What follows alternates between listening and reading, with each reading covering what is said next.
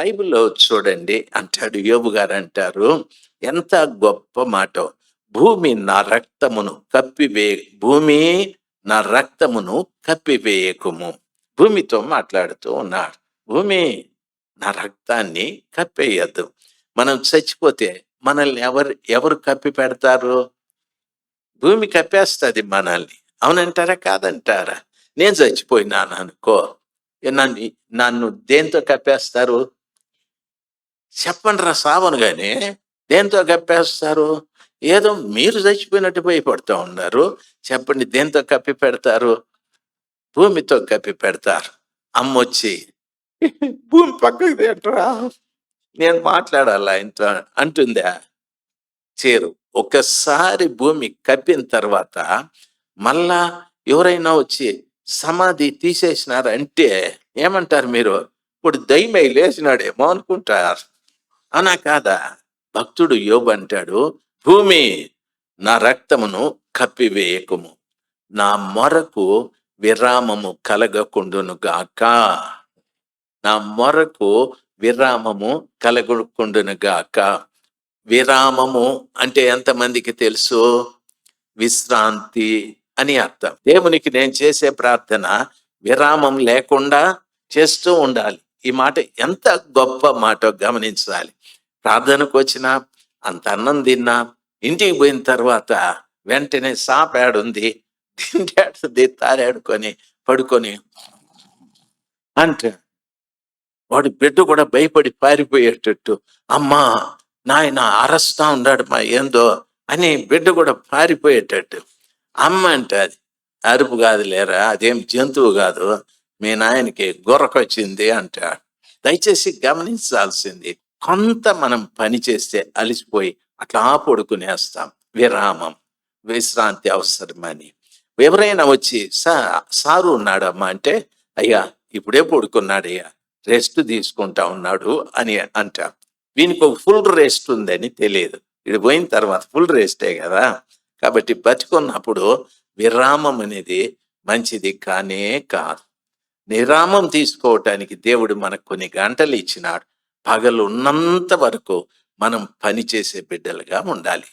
పగలు ఉన్నంత వరకు పని చేయాలి. సూర్యుడు ఉదయించి సూర్యుడు అస్తమించేంత వరకు ఈ శరీరానికి విరామము ఉండకూడదు. విరామం ఉండకుండా ఏం చేయాలి? దేవుడు నీకు బ్రతకటానికి ఏదో పని ఇచ్చి ఉంటాడు. ఆ పని చేసుకోవాలి. ఆ పని చేసి, ఒకవేళ సమయం నీకుంటే మొరపెట్టేది నేర్చుకోవాలా. దేవునికి మొరపెట్టేది, ప్రభువా ఈ దినం కూడా నన్ను బ్రతికించారయ్యా, నేనే కాదు నా కుటుంబంలో అందరినీ బ్రతికించారు, అందుకు స్తోత్రాలు. ఆరోగ్యం కూడా ఇచ్చారు, నేను బ్రతకటానికి ఒక జీవనోపాధి ప్రసాదించారు.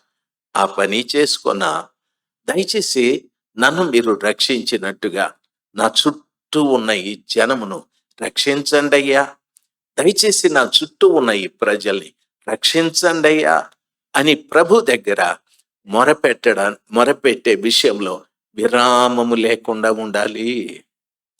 విరామము లేకుండా ఉండాలి. దేవుని పిల్లలు పని చేసుకోండి, తప్పేమీ లేదు. భోంచేయండి, తప్పేమీ లేదు. అయితే పగటి పూట విరామము తీసుకుంటే దేవునికి ఇష్టం లేనే లేదు. మనం విరామం తీసుకోవటానికి రాత్రిని దేవుడు ఇచ్చినాడు. హ్యాపీగా రాత్రిలో పడుకొని నిద్రపోండి. ముందుగా పడుకోండి, తినేసి కాస్త ముందుగా లేవండి.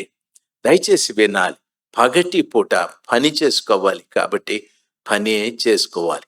ఒకవేళ సమయం ఉంటే ప్రభు దగ్గర మొరపెట్టేది నేర్చుకోనండి. ప్రభుని అడగండి, తండ్రి నేను నీకు మొరపెట్టే విషయంలో విరామము లేకుండా ఉండాలి. నేను విశ్రాంతి తీసుకునే వ్యక్తిగా నేను ఉండకూడదు. ఉదయమైనా, మధ్యాహ్నమైనా, సాయంకాలమైనా. దయచేసి దానియేలు గురించి మీరు బాగా ఎరుగుదురు. బబులోను దేశానికి దానియేలుని బానిసగా తీసుకెళ్లారు. వాళ్ళ తల్లిదండ్రులు బానిసలు. అయితే దానియేలు అక్కడికి వెళ్ళిన తరువాత మంచి చదువులు చదివాడు, గొప్ప జ్ఞానం. దయచేసి వినాలి, ఆ బబులోను దేశంలో ఉన్న శాస్త్రవేత్తలందరికంటే, లేక మంచిగా తెలిసిన వారందరికంటే మహాజ్ఞానము కలిగిన వ్యక్తిగా దానియేలు కనిపించాడు. అందుకని రాజుగారు అతన్ని ఒక మంచి స్థానంలో పెట్టాడు. బానిస ఆయన మంచి స్థానంలో పెట్టాడు. ఎందుకు ఆయన మంచి స్థానంలో పెట్టాడు అంటే, ఆయన ప్రతిరోజు ఉదయాన ప్రార్థన చేసేవాడు. యూదుల ప్రార్థనా కాలము ఒకటి ఉంది. ఉదయం 9 గంటలకి ప్రార్థన చేస్తారు. మధ్యాహ్నం 12 గంటలకి ప్రార్థన చేస్తారు. సాయంకాలం 3 నుండి 6 వరకు ప్రార్థన చేస్తారు. ఇది యూదుల ప్రార్థనా కాలం. ఈ యూదుల ప్రార్థనా కాలంలో బబులోను దేశంలో తాను చెరలో ఉన్నప్పుడు, బబులోను దేశంలో మంచి ఉద్యోగంలో ఉన్నప్పుడు, ఆయనకు ప్రాణాపాయము వచ్చింది అని తెలిసినప్పుడు కూడా ఆయన మేడగది మీదకి వెళ్ళి కిటికీలు తెరిచి యెరూషలేము వైపు చూస్తూ ప్రార్థన దేవునికి చేసేవాడు. మొరపెట్టేవాడు, తండ్రి ఈ దేశం బాగుపడాలి, ఈ దేశ ప్రజలు రక్షించబడాలి, ఈ దేశాన్ని పరిపాలిస్తున్న రాజుకు కూడా మిమ్మల్ని గూర్చిన జ్ఞానం దయచేయండి అని రోజుకు ముమ్మారు ప్రార్థించేవాడు. తన మొరకు విరామం లేకుండా ప్రార్థన చేసేవాడు.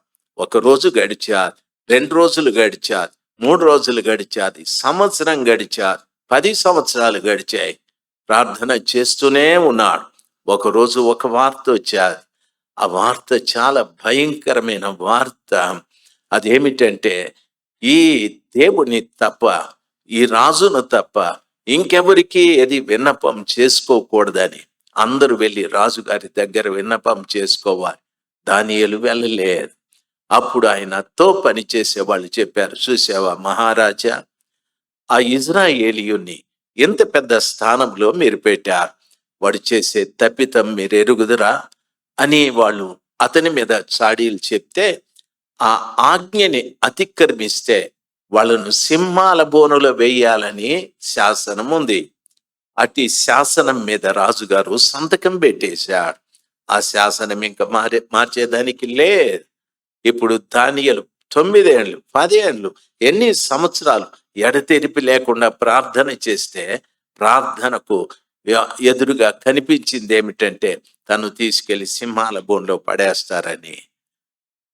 తను తీసుకెళ్లి ఎక్కడ పడేస్తారని. అప్పుడు తాను భయపడ్డా.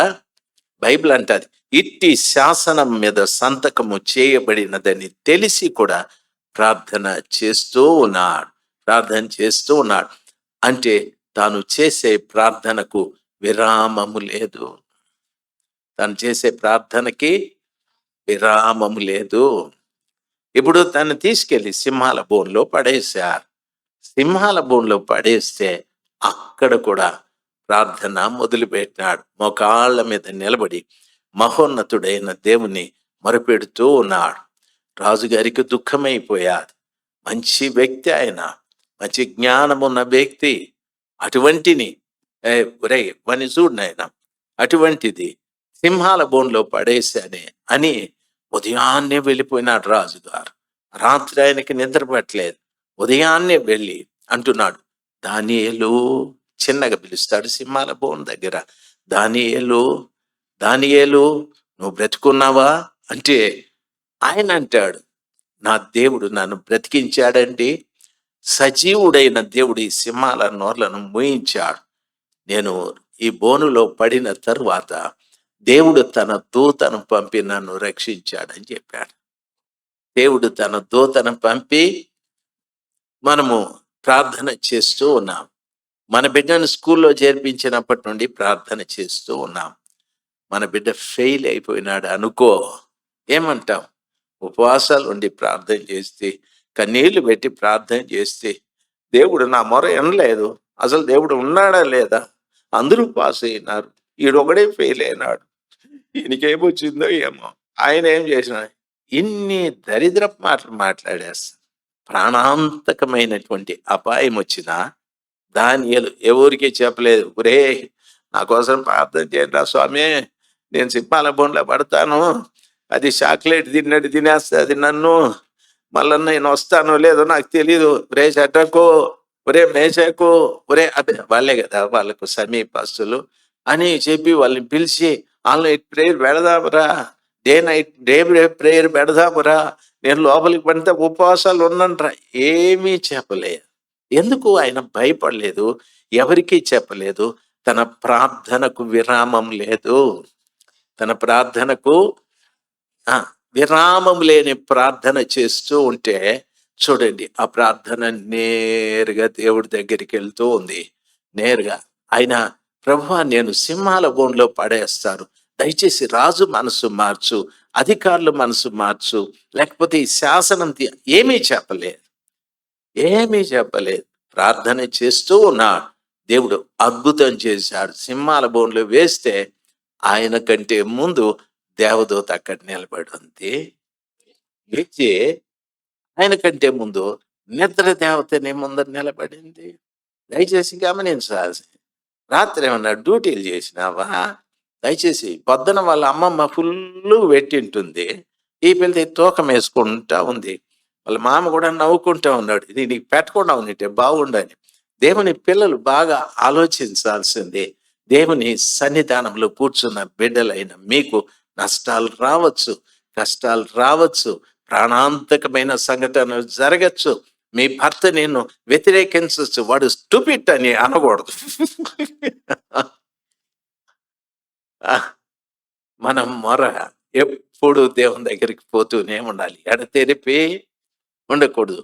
నా మొరకు విరామము లేకుండా అంటాడు. ప్రార్థిస్తానే ఉండాలి, ప్రార్థిస్తానే ఉండాలి. చెప్పండి, ప్రార్థిస్తానే.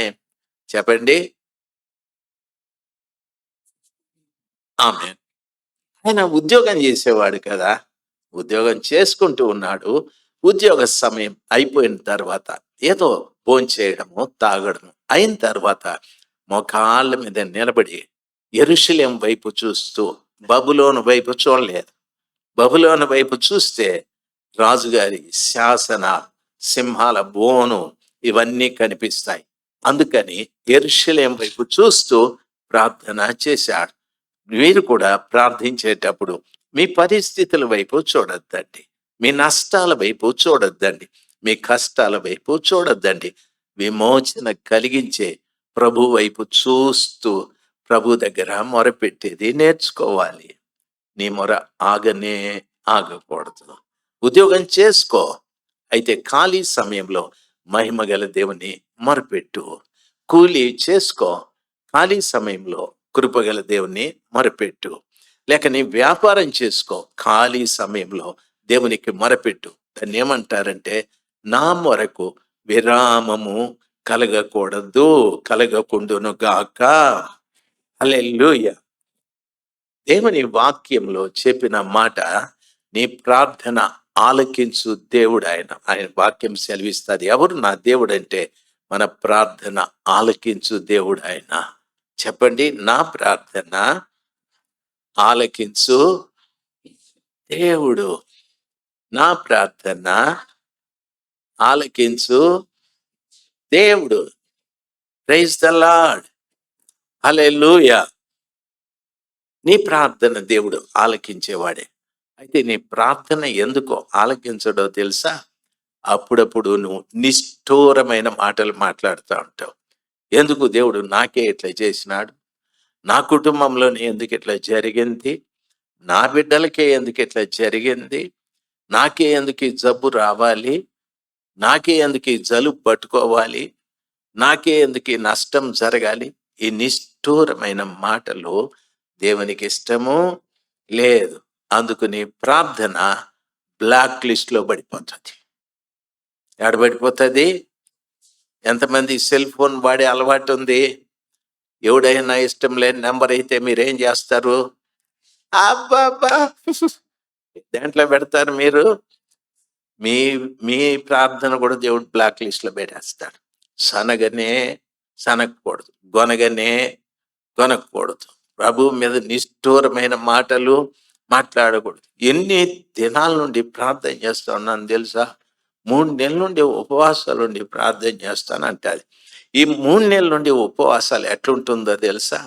పొద్దున్నే ఇంతలోట టీ తాగుతుంది, తర్వాత మధ్యాహ్నం కడుపులో ఏమన్నా అల్సర్ రోగం వచ్చిన 2 ముంతలు మజ్జిగ తాగేస్తుంది, తాగేసి ప్రభువా నీకు స్తోత్రం స్తోత్రం 2 ముంతల మజ్జిగ తాగిన తరువాత అతను ఉట్టికి ఎక్కదు, స్వర్గానికి ఎక్కదు. గడియారాన్ని తిట్టుకుంటాను. ఇంకా ప్రభా నాయనా నాయనా నాయన కాళ్ళు నొప్పులు, నడుము నొప్పి, స్వామి స్వామి అని ప్రభు అంటాడు. ఈ ప్రార్థనలు ఏందిరా ఇదే మూలిగేదే ఇదే అమ్మ నాయన అనేదేంది? ఇవి ఉట్టికి ఎక్కవు, స్వర్గానికి ఎక్కవు. ఉపవాసం ఉంటే ఒక నిక్కచ్చిగా ఉండండి. ఒకవేళ అర్ధపూట ఉంటామంటే నేను బాగా ప్రశాంతంగా అర్ధపూట ఉండండి. లేదు ప్రభా ఓ పూట అంతా పగలంతా ఉంటామంటే ఉండండి, ఇబ్బంది ఏం లేదు. టీ లోటాలు దారాడేది, మజ్జిగ ముంతలు తాగేది అన్నీ తాగేసి స్తోత్రం స్తోత్రం అని ఆయన అరిచేది, నోరు తెరిచేది. ప్రభువు చూసి పారిపోతాడు, భయపడిపోతాడు. దయచేసి మీ ప్రార్థన, మీ మొర విరామము లేకుండా ఉండాలి. మంచి మనసుతో ప్రభు దగ్గర కూర్చోండి. అన్ని డిస్టర్బెన్స్లు పక్కకు నెట్టేయండి. ఆ రీతిగా చేస్తూ ప్రభు దగ్గర మొరపెట్టాలి.